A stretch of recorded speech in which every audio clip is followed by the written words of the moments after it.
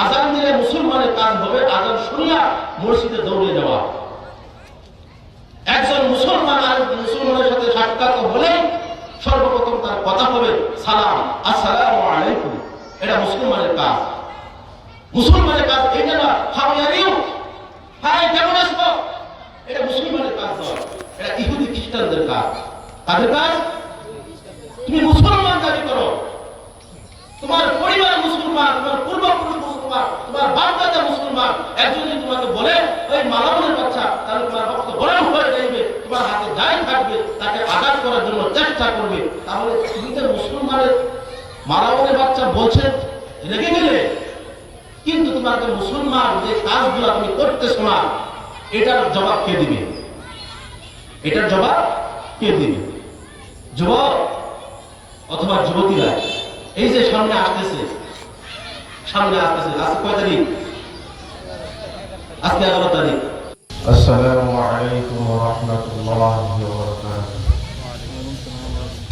মাদক সন্ত্রাস এবং জঙ্গিবাদের বিরুদ্ধে ও শহীদদের আত্মার মাগফিরাত উপলক্ষে তেলিহাটি ইউনিয়ন হিলফুল ফুজুল ছাত্র কমিটি পরিষদের তৃতীয় অবদান কর্তৃক আয়োজিত আজকে এই মাহফিলের সম্মানিত সভাপতি সাহেব ও সুদক্ষ পরিচালক, উপস্থিত প্রধান অতিথি, বিশেষ অতিথি ও হযরত উলামায়ে কেরাম ও আমার সামনে উপবিষ্ট রাসূল আকরাম সাল্লাল্লাহু আলাইহি ওয়াসাল্লামের প্রেমিক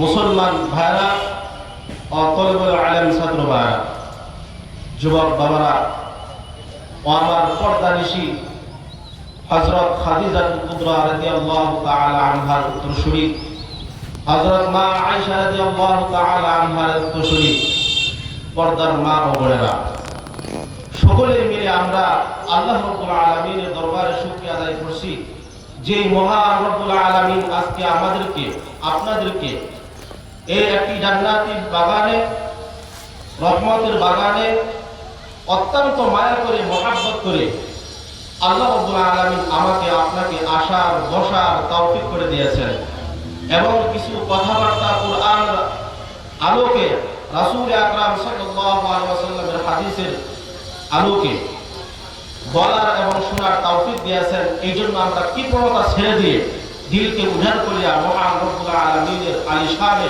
শুকরিয়া আদায় করছি। আলহামদুলিল্লাহ। সম্মানিত উপস্থিতি, শুকরিয়া আদায় করলে নিয়ামত বাড়ে না কমে? বাড়ে। আরেকটা